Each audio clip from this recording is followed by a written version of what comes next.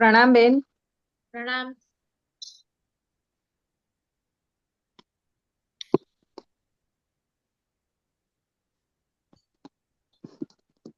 चलो नौकान मंत्र થી વર્ગની શરૂઆત કરીશું।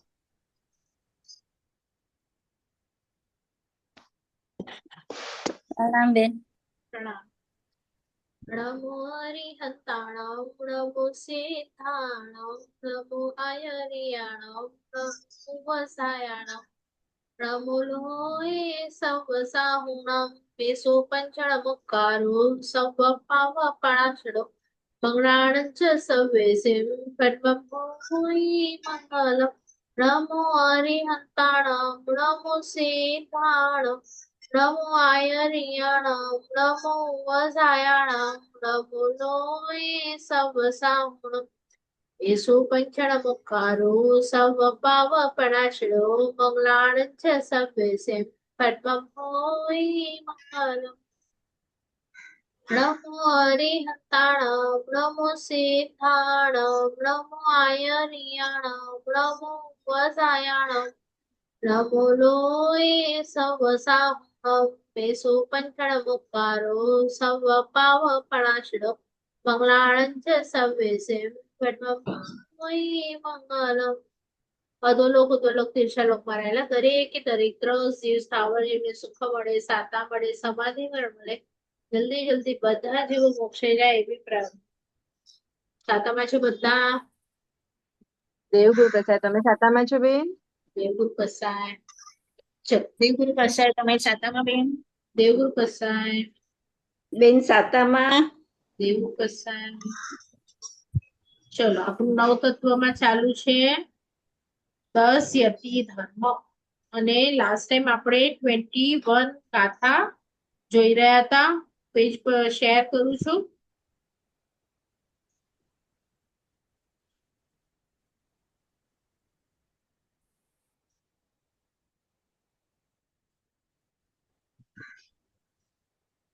ગાથા નંબર 29।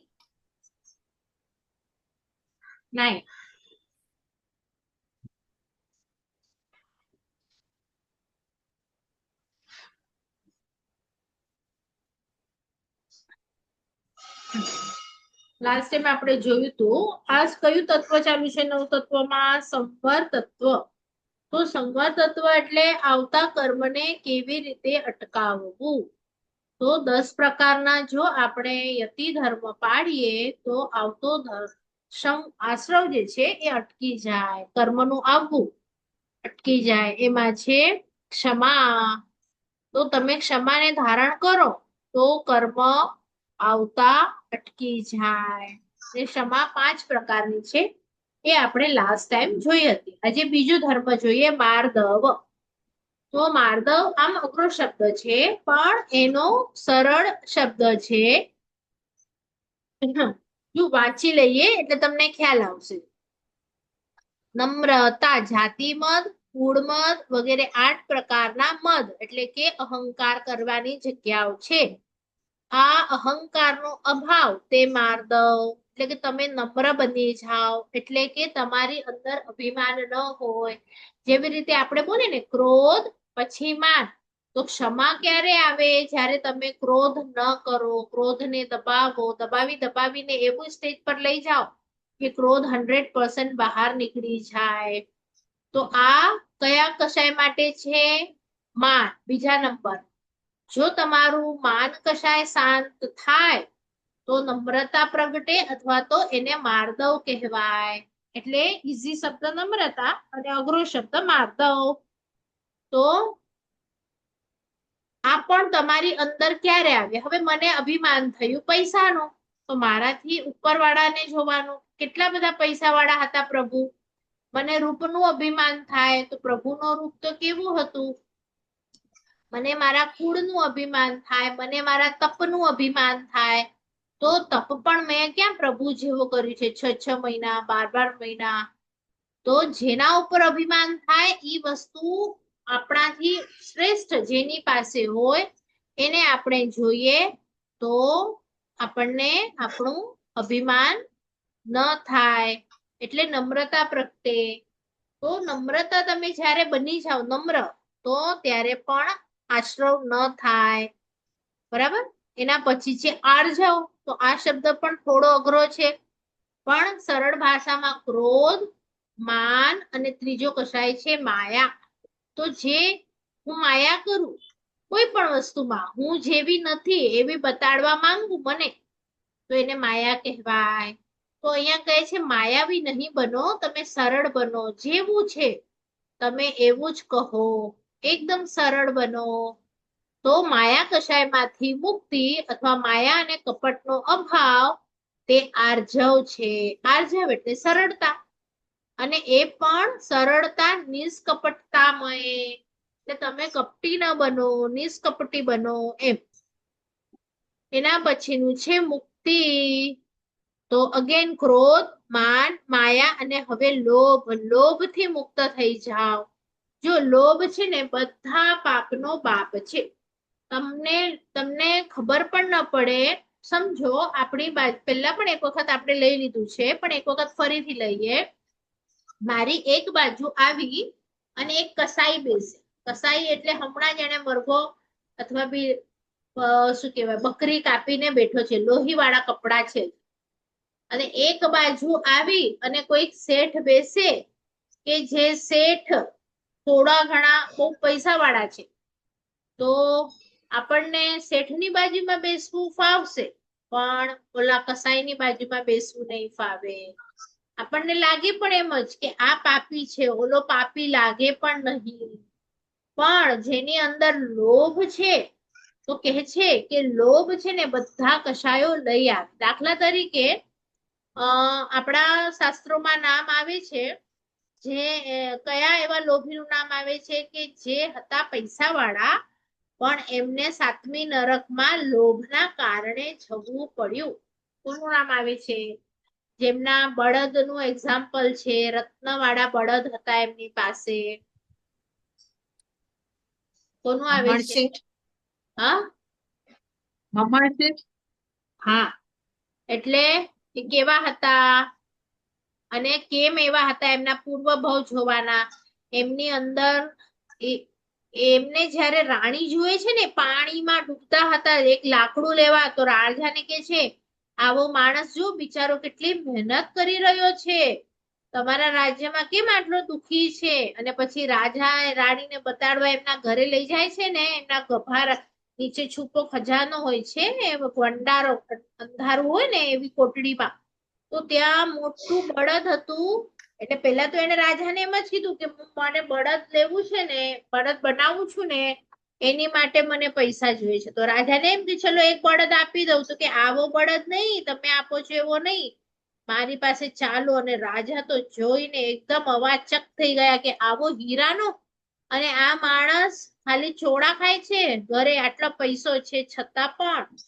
એટલે આ લોભ એને જો વીર પ્રભુ હતા ને, ત્યારે શ્રીક રાજાનું જે રાજ્ય હતું એમાં શાલીભદ્ર પણ એટલો પૈસા વાળો હતો અને મમ્મણ શેઠ પણ એટલા પૈસા વાળા હતા. એટલે પૈસો બંને પાસે છે, પુણ્ય બંને પાસે છે, પણ શાલીભદ્ર એ પુણ્યનો ઉપયોગ કરી અને મોક્ષ તરફ પ્રયાણ કરે છે, અને મમ્મણ શેઠ એ જ પૈસાનો ઉપયોગ કરી અને સાતમી નરક તરફ પ્રયાણ કરે છે. બંને વીર પ્રભુનું શાસન છે.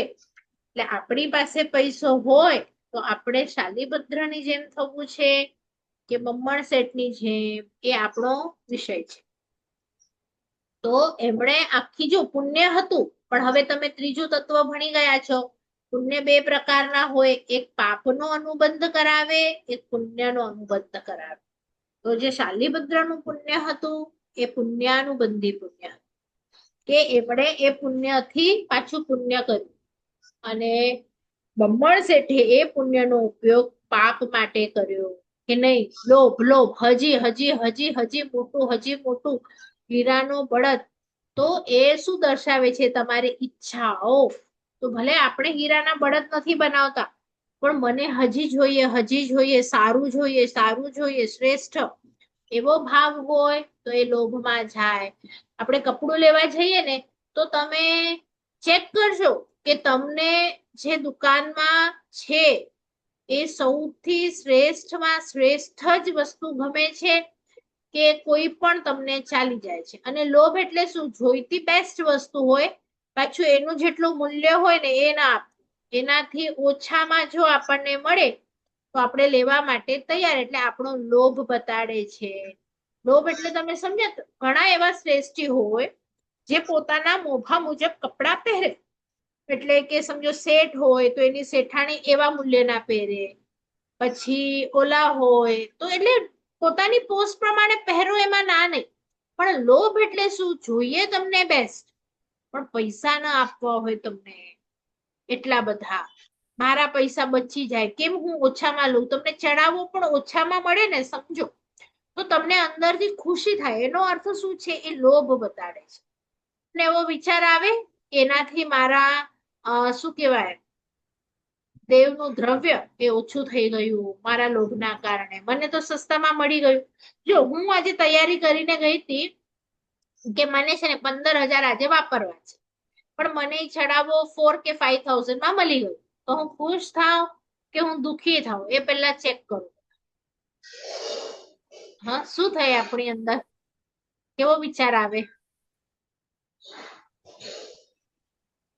તો તમારી અંદર લોભ છે કે નહીં એ તમને એક્ઝામ્પલ રિયલમાં ખબર પડી જાય. તો મને પ્રભુ આવા લોભથી મુક્ત કરો. એવા એવા શ્રાવકો જોયા છે એ લોકો ચડાવો બોલે પણ નહીં, અને મોટા મોટા તીર્થ પર, પણ મેં નક્કી કર્યું છે કે મને 30 થી 40,000 વાપરવા છે, તો સીધા સીધા લખાડી દે કે ભલે એને ચડાવો ઓછામાં મળ્યો હોય 10,000 માં, તો પણ મેં 20,000 નક્કી કર્યું હતું ને, હું તો 20,000 ભરાવી દઈશ.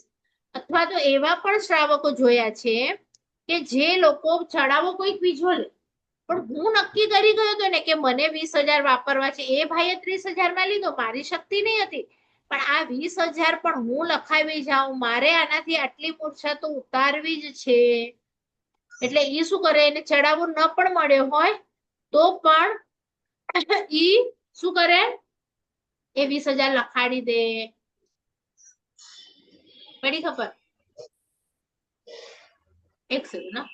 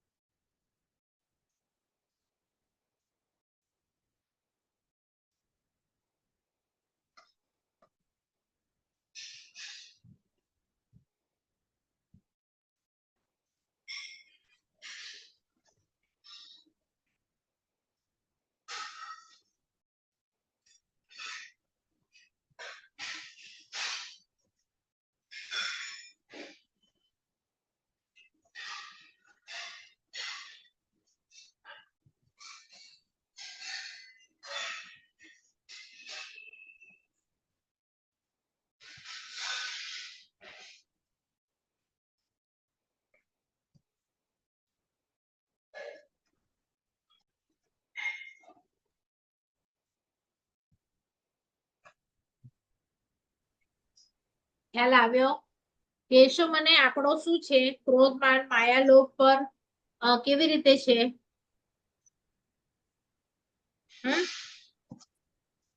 કે ક્રોધ કંટ્રોલમાં, માન કંટ્રોલમાં, માયા કંટ્રોલમાં?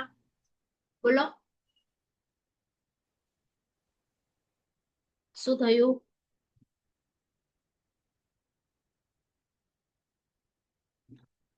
યતિ ધર્મ આપણે પાડીએ છીએ, શું છે? આશ્રવ ઓછો છે કષાયોમાં કે આશ્રવ થઈ રહ્યો છે? લોભની શું ડેફિનેશન છે દાગીનામાં, કપડામાં? લોભ એટલે સમજાય છે? તમે જેમ સમજો કે હું બધું જમા કરું એવું નહીં. એવો પણ સ્વભાવ હોય ઘણાનો કે મને બધું જ જોઈએ છે, પણ બોલો બધા કશાયો માટે શું કહો છો? ઓળખાય છે પેલા તો કશાયો બધાને પોતપોતાની લાઈફમાં, કારણ કે કશાયો 100 નહીં, 1000 નહીં, લેક્સ નહીં, કરોડોના એના ભાંગા હોય છે. અને તમે નાની નાની બાબત હોય ને, લાઈક મારો મોબાઈલ ડેટા બચાવવું, બીજાનો યુઝ કરું, અથવા તો હમણાં ચલો ને અહીંયા ફ્રી વાઈફાઈ મળે છે. આ આપણા આજનો લોભ છે. એટલે લોભમાં આપણું આત્મામાં એ સંસ્કાર પડી જાય ને કે મને મારું બચાવવું છે, તો એ બહુ ડિફિકલ્ટ છે કે બીજા કોઈ ભવો જે આપણને મળશે ને એના પછીના એમાં એ લોભને કાઢવાનું. હમણાં મજા આવશે કે ચલો એમ મજા મન થશે કે મેં તો છે ને 1 રૂપિયો બચાવી લીધો, ઓલા ટીસીએ જોયું જ નહીં, કે ચલો એવું આપણે જઈને ઓછા કરીએ. પણ એવી ઘણી વસ્તુ હું તમને બતાડી શકું કે આ પણ લોભમાં આવે અને તમને લાગે કે આ વસ્તુને કેવી રીતે લોભ કહેવાય. બોલો, સમજાય છે તો જ આગળ જઈએ, કારણ કે આ બહુ ડિફિકલ્ટ છે. અને તમે દિગંબરમાં જશો ને તો એ લોકોના જે પર્યુષણ હોય ને 10 દિવસના હોય એને કહેવાય 10 લક્ષણા. સાંભળ્યું હશે, આપણા પર્યુષણ પૂરા થાય ને પછી એ લોકો ના હોય. તો ઈ જે પર્યુષણ હોય ને એનું નામ જ 10 લક્ષણા હોય ને. આ જે 10 યતિ ધર્મ છે ને એ 10 યતિ ધર્મ ના નામ પર એ લોકોના પર્યુષણ હોય. એટલે એ લોકોમાં આપણી જેમ કલ્પસૂત્ર ને એવી રીતે ન હોય, પણ પહેલો દિવસ એટલે ક્રોધ કાઢવાનો અને ક્ષમાને મારી અંદર કેટલી આવી છે એ ધારણ કરવાનો. એટલે એનું નામ જ ક્ષમા દિવસ હોય. પછી બીજો દિવસ હોય ને એનું નામ જ માર્દવ હોય. ત્રીજો દિવસ હોય ને એનું નામ જ આર્જવ હોય, કે મારે સરળ થવું છે. ઓરિજિનલી આવી જ રીતે આપણું પણ હોવું જોઈએ. કારણ કે આપણા પર્યુષણ હોય છે ને તો શું થાય છે, બધા કલ્પસૂત્ર સાંભળે અને પછી સરસ કપડા અને પછી સરસ વરઘોડો અસંજો હી ચડાવવું અને પછી એક પોથીનો અને એક બારણાનું અને એનાથી થયું પર્યુષણ પૂરું. તો એવું ના હોય. ઈ દિવસોમાં આપણે જે કલ્પસૂત્ર સાંભળીએ છીએ એને બહુમાન પૂર્વક સાંભળવાનું છે. એમાં મારા પ્રભુની જે કથા આવે છે એ મારા પ્રભુના એમાં ગુણો હોય છે. એ ગુણોને બહુમાન કરવાનું હોય છે કે જ્યારે એમના કલ્યાણો કોઈની અંદર આવે તો એ પ્રભુએ કેવી રીતે બધું છોડ્યું અને કેવી રીતે ક્રોધને એમણે દબાવ્યું, કેવી રીતે માન ન થયું. મને જો આટલું મોટું રાજમહેલ મળે તો હું એને એટલું સારી રીતે હમણાં છોડી શકું. આવા બધા વિચારો સાથે હોય છે. હવે એ વિચારો તમે જુઓ કે ક્યાંક 100 ની પબ્લિક હોય, ક્યાંક 200 ની પબ્લિક હોય, એમાં એવા વિચારો કેટલા જણાને થતા હશે. એટલે આપણું પણ પર્યુષણ કરેક્ટ છે, પણ આપણે હવે એને ઉજવવાની જે રીતો એટલી બધી બીજી વધારી દીધી છે ને એના કારણે જે મૂળ છે એનાથી આપણે જુદા થઈ ગયા છે. એટલે તમે ઓલા દક્ષલક્ષણા પર્વને પણ એ લોકોની સાથે ઉજવો ને તો તમને ખબર પડે કે નહીં, મારે આજે માન કશાયને કાઢવો જ છે, સરળતાને લાવવી જ છે, નમ્રતાને. તો આ આત્માના 10 ગુણો છે અને એ પ્રગટાવવા માટે આપણને આ ભાવ મળ્યો છે. ને આપણે આ ગુણો કેટલા પ્રગટાવ્યા, કેટલા સંવરમાં ગયા. આપણે 10 મિનિટ એવું બેસીને વિચારતા નથી કે મારી અંદર ક્રોધ કેટલો, માન કેટલો. આ બધા મારા આત્માના શત્રુઓ છે અને આ શત્રુઓ કાઢો. એને કાઢવા માટે તમે જે મહેનત કરો ઈ તમારો ધર્મ છે. રિયલ ધર્મ આ છે. તમે જે દેરાસર જાઓ, પૂજા પ્રતિક્રમણ કરો, પણ એ પણ કરવાનું શેની માટે છે કે મારા આ કષાયોને હું કાઢી શકું. એવો કેટલાનો લક્ષ્ય હોય છે પૂજા પ્રતિક્રમણ કરતા. બોલો, પૂજા કરો ના નહીં, સામાયિક કરો ના નહીં, પ્રતિક્રમણ કરો ના નહીં, 99 કરો ના નહીં, પણ એમાં આ લક્ષ્ય સાથે કરવાનું હોય છે. તમે હમણાં સુધી આ જ લક્ષ્ય સાથે કરો છો, સંવરમાં છો કે માત્ર ક્રિયાઓ થાય છે, તમે ચેક કરો.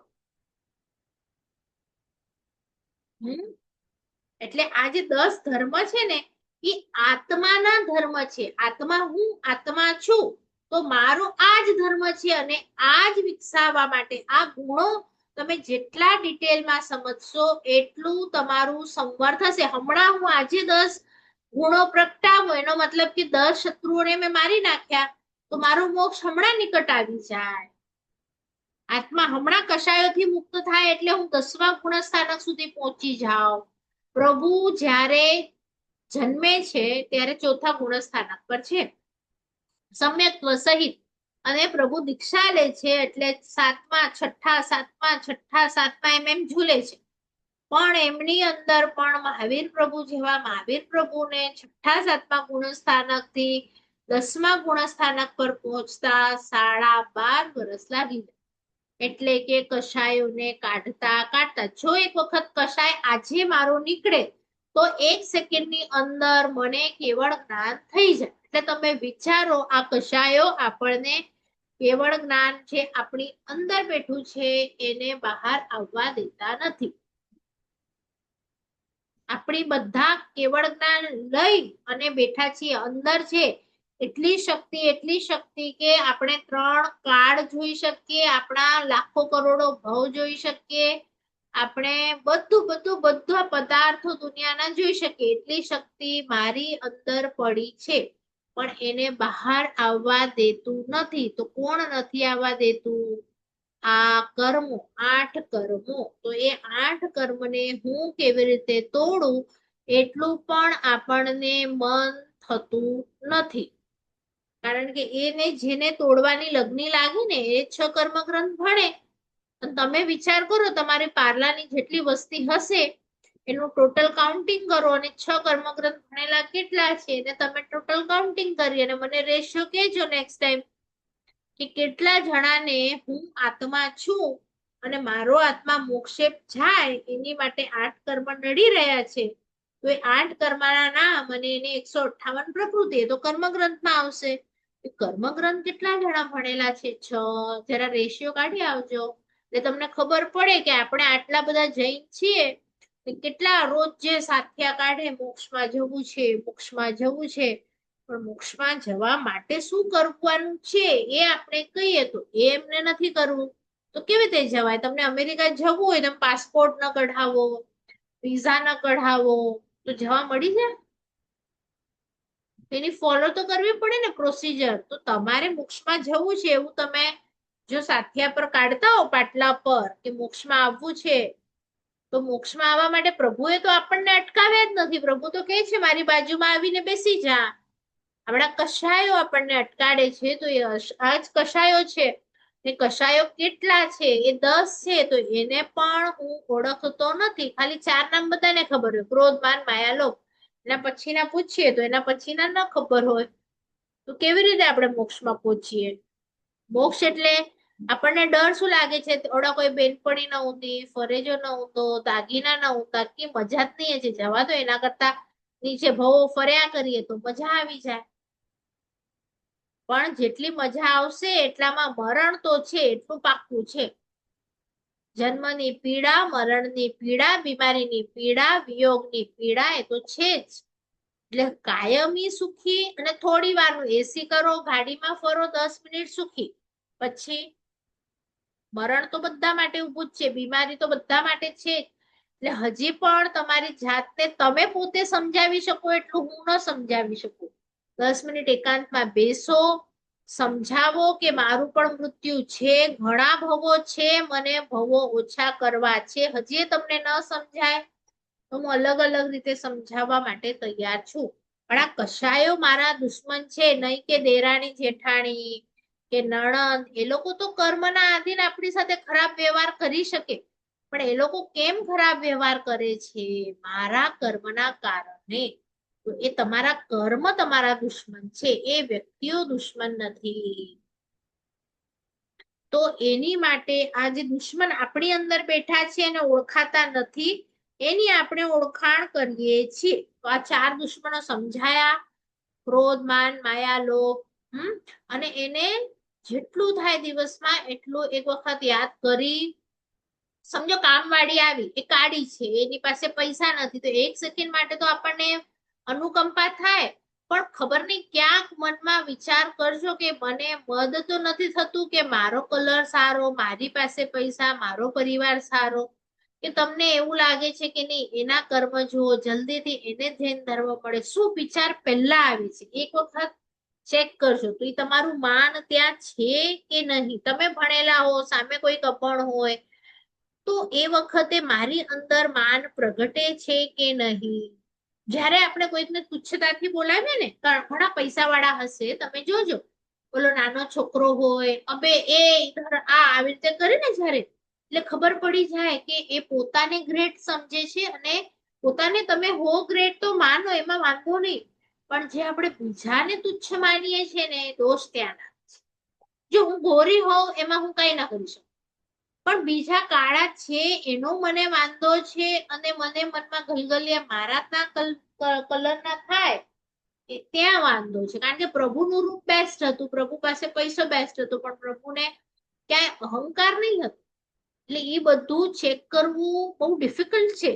તો તમે દરેક રૂટીન તમારું જે ચાલુ હોય ને એમાં બધું ચેક કરવા કે મને ક્યાંક લોભ ક્યાંક માયા તો નડતી નથી ને. લોભ એટલે શું ખબર છે? એક નવી વસ્તુ આવી અને તમે તમારા દીકરા માટે રાખી, પણ દેર જેટના દીકરાને આપવી હોય તો હમણાં નહીં, એ આવે એ વાપરે પછી હું તને આપું. અથવા કોઈ પણ એવી વસ્તુ કે નવી બુક છે હું વાપરું, નવી ગાડી છે પહેલા હું બેસું પછી ભલે બીજા રાઉન્ડ મારે. એટલે કોઈ પણ એક વસ્તુમાં ચેક કરશો તો આ લોભ તમને દેખાશે.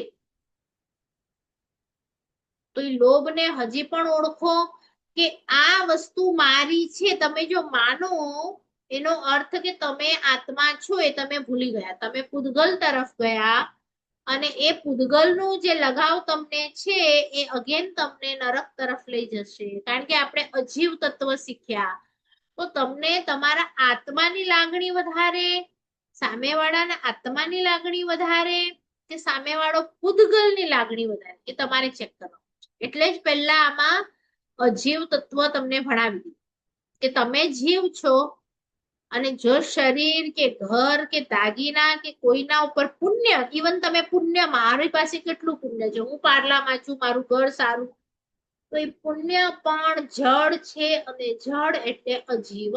તો હું અજીવનો રાગ કરું છું અને જીવનો રાગ કરતો નથી. એટલે એવી રીતે વિચાર. ચલો, 4 કષાયો મેં સમજાવ્યા, એના પછી આપણે જઈએ આગળ. તપ. તપ એટલે શું? તપ 12 પ્રકારનું છે અને એ આગળ જતા નેક્સ્ટ તત્વ જે આપણું છે એમાં આવશે ત્યારે આપણે ડિટેલમાં લઈશું.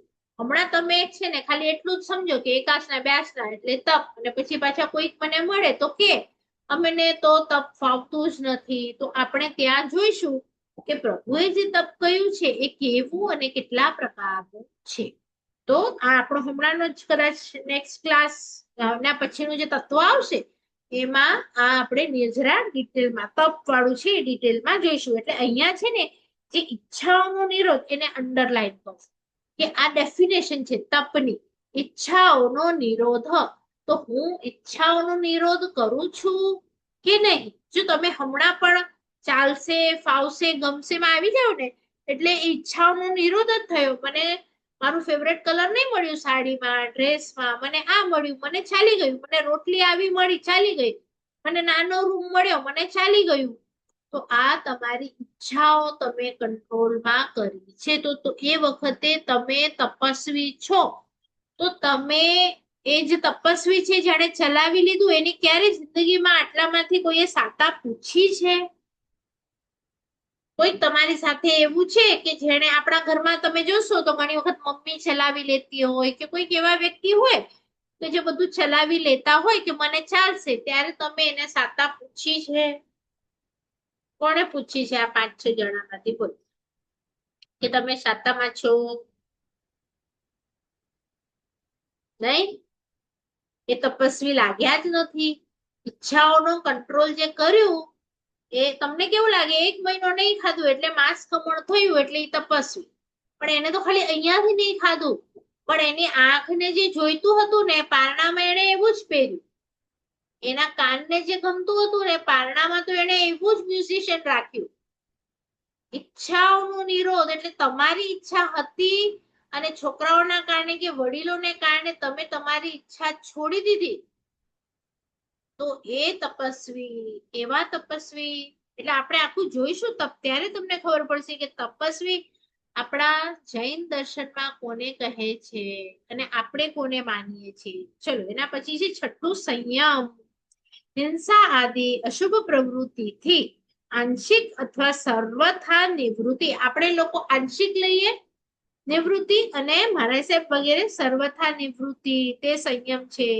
અને અહીંયા જો આવી ગયું, જો સાધુઓનો સંયમ 17 પ્રકારે, તો તો આપણે 17 અસંયમ જોયા હતા. કયા તત્વમાં જોયા હતા 17 અસંયમ?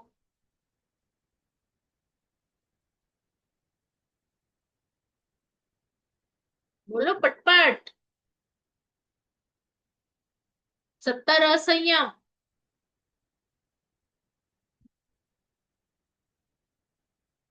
શું થયું? કયા તત્વમાં જોયા 17 અસંયમ? બધા કેમ બુક્સ ઉથલાવો છો? 17 અસંયમ અને 25 ક્રિયા આશ્રમમાં નહોતા જોયા? આશ્રવમાં જ આવીનું આશ્રવ બોલી પણ મારું મ્યુટ હતું. હા બરાબર. ચલો તો અહીંયા સંયમ આવ્યું 5 મહાવ્રત, 5 ઇન્દ્રિયનો કંટ્રોલ, 4 કષાયો ઉપર વિજય અને મન વચન કાયાને તમે અશુભમાંથી અશુભમાં લઈ જાઓ, એટલે અશુભથી નિવૃત્ત થઈ જાઓ અને શુભમાં પ્રવૃત્ત થઈ જાઓ એમ. તો એને સંયમ કહેવાય. એટલે તમારો આત્માને સંયમી બનાવો. ભલે તમે સંસારમાં છો પણ તોય સંયમી બની શકો. બરાબર. એના પછી છે સત્ય. સત્ય એટલે કે હિત મિત નિર્દોષ નિર્વધ્ય મધુર વચન બોલવા. હું છે ને સત્ય વસ્તુ જ કહું પણ કઠોરતાથી કહું એકદમ, તો એના સામેવાળાના આત્માને જો દુઃખ થાય તો એ પણ સત્ય વચન નથી. સત્ય એટલે તમારું શોર્ટ હોવું જોઈએ, મીઠું હોવું જોઈએ અને બને ત્યાં સુધી બોલવાનું જ નહીં, પણ બોલવું હોય તો ઓછા શબ્દમાં અને મીઠા રીતે, કે એને તકલીફ થાય નહીં એવી રીતે બોલવાનું. નિર્વધ્ય. નિર્વધ્ય એટલે તમારી જો આપણે છે ને ધ્યાન નથી રાખતા, ઘણી વખત સામયિક કરીએ ને, પ્રતિક્રમણ કરીએ, અચ્છો અચ્છો અચ્છો, અથવા તો વ્ય વ્ય, અથવા તો હી ડ્યો ડ્યો, આટલું જે બોલીએ છે ને એ પણ વધ વાળા વચન છે. હવે આવો એ તમે કીધું, તમે સામયિકમાં છો, પ્રતિક્રમણમાં છો અને એ ચાલતા આવે એ ક્રિયામાં નીચે ક્યાંક મંકોડો આવી જાય તો તમે આવો કીધું એટલે એ આવ્યા, તમે બેસવાનું કીધું એટલે એ બેઠા. તો આ વધ વાળા વચનો પણ બોલાય નહીં. તમે એટલો બધો ઉપયોગ રાખો છો ત્યાં દેરાસર, ઉપાશ્રય, પ્રતિક્રમણ, સામાયિક. તમે કોઈકની બેગમાંથી પણ ઇવન કંઈક લો કે હટાડો ને તો એ પણ ન ચાલે. એ બેગ તમારી છે જ નહીં, તમે એને અડ્યા કેમ? તમે તો બધું ઓસીરાવીને બેઠા છો. તો એ બેગ ને તમે કેવી રીતે હટાવી શકો? એ તમારી તો છે જ નહીં. તમારી પોતાની તમારે નથી હટાડવાની, કારણ કે તમે બધું ઓસીરાવી દીધું છે. એટલે ઘણો ઘણો હજી ઉપયોગ આપણો બાકી છે સમજવામાં. ચલો, શૌચ. શૌચ એટલે પવિત્રતા. ક્યાંથી? તો મનથી પણ, વચનથી પણ, કાયાથી પણ, આત્માની. તો આપણે રાગ દ્વેષ જેટલા ઓછા કરીએ એટલે આપણે આત્માને એટલો ધોઈ નાખ્યો સરસ ચોખ્ખો. આપણે ખાલી શરીરને ધોઈએ છીએ, આત્માને રોજે આપણી ક્રિયાઓથી ધોવાનો છે. આગળ જતા આવશે શૌચ વિશે પણ. ચલો, અકિંચન. કોઈ પણ પ્રકારનો પરિગ્રહ ન રાખવો, ઉપર મમતા ન રાખવી. જો ઘણા જણા હોય ભિખારી, બિચારો પરિગ્રહ જ ન હોય તો આપણને લાગે આ અકિંચન ધર્મ પાડે છે, તો કે ના, તમારી પાસે જે પણ છે એના ઉપર તમારી મૂર્છા કેટલી છે. એટલે કે ચલો, મારી પાસે એક નાની 800 મારુતિ છે પણ એના ઉપર કોઈ એક સ્ક્રેચ કર્યું અને હું એને વળી કે તે મારી ગાડી ઉપર સ્ક્રેચ કેમ કર્યું? તમે ઝોપડપટ્ટી સાઈડ જશો ને, એક 10 રૂપિયાનું કંઈક વસ્તુ હશે, એના માટે પણ ચાકુ માર્યું દે. તો એનો મતલબ એ 10 રૂપિયાની વસ્તુ ઉપર એને મમતા કેટલી હશે કે એક જીવને આ 10 રૂપિયાના પૂતગલ માટે સીધે સીધો મારી. એટલે અકિંચન ધર્મ એટલે પરિગ્રહ નહીં રાખવો, એના કરતા તો પરિગ્રહ ઉપર મમતા નહીં રાખવી કે આ વસ્તુ મારી છે, ઓલો લઈ ગયો તોડી નાખી તો પણ એ વ્યક્તિ છે, એમાં જીવ છે અને એ જે વસ્તુ તૂટી એ પૂતગલ હતી અને એ તૂટવાની જ હતી. તો એને કહેવાય અકિંચન. અને છેલ્લું છે બ્રહ્મચર્ય. તો એ પણ બધાને ઈઝી લાગે કે બ્રહ્મચર્ય એટલે હું તો બ્રહ્મચર્ય પાડું છું અથવા તો આજીવન બ્રહ્મચારી છું. તો અહીંયા એવું નથી કેતા, અહીંયા કે છે નવ બાળ સહિત મનથી પણ, વચનથી પણ અને કાયાથી પણ. કાયાથી આપણે તિથિ ના પાડીએ પણ વચનનું ખબર નહીં કેટલું પાડીએ ન પાડીએ, અને મન તો આપણું ગમે ત્યાં દોડ, જ્યાં કંઈક સારું દેખાય એટલે આપણે જઈએ. ખાલી કોઈ વિજાતીય સાથે ભોગવવું એને નથી કહેતા. મારી આંખ એને કોઈક સારી સાડી ગમે અને હું એને સારી સાડી બતાવું, સારું દ્રશ્ય બતાડું, કાનને કંઈક સારું સંભળાવું, તો એ પણ બીજામાં ગયો એટલે મારું બ્રહ્મચર્ય ગયું. બ્રહ્મ એટલે આત્મા, અને આત્માનું ચર્યા કરવી એટલે કે આત્મામાં રમણતા કરવી, અને એને ભૂલી અને જ્યારે જ્યારે હું પૂતગલમાં જાઉં એને બ્રહ્મચર્ય ગયું તમારું એમ કહેવાય. એટલે તમે જે બ્રહ્મચર્ય સમજો છો એ કાયાથી, પણ મનથી પણ કોઈ વ્યક્તિ માટે ન બગડે, કોઈક વસ્તુ મને વધારે ન ગમી જાય એનો મતલબ કે મારો આત્મા ગમતો નથી, મને આ વસ્તુ વધારે ગમે છે, તો તમારી આત્માની અંદર તો કેવળ જ્ઞાન છે, એના જેવી કોઈ મોટી વસ્તુ નથી દુનિયામાં, અને એ છોડી અને તમને કોઈ પૂતગલ ગમે તો એ તમારું બ્રહ્મચર્ય ગયું એમ કહેવાય. તો તમે બધા બ્રહ્મચારી, આપણે બધા, તમે બધા નહીં, આપણે બધા બ્રહ્મચારી છીએ કે દરેક સેકન્ડ કોઈ પણ સારી જગ્યાએ જઈએ એટલે આપણું આત્માનું ચર્યા અટકી જાય. ઇવન પ્રતિક્રમણમાં સામાયિકમાં પણ એક સારો થેલો આવે કે સારી સાડી આવે કે દાગીનો આવે એટલે આપણું બ્રહ્મચર્ય તરત જાય. પર્યુષણમાં પણ એટલે બ્રહ્મચર્ય રહેવું, આત્મામાં ટકી રહેવું એ બહુ મોટી વસ્તુ છે. એટલે તમે નહીં સમજતા 10 નામ ઈઝી છે, પણ એ 10 નામને જો શીખી જાવ ને એક એક વસ્તુ તો આપણો મોક્ષ નિકટ આવી જાય. બરાબર, 1 મિનિટમાં મીટિંગ પૂરી થશે, ફરીથી આપણે જોઈન થઈએ. ચલો, આ 10 શબ્દો કોઈમાંથી કઈ પૂછવું છે, કોઈ વસ્તુ ન સમજાયું હોય, કોઈ શબ્દ ન સમજાયો હોય? સમજાયું બધું?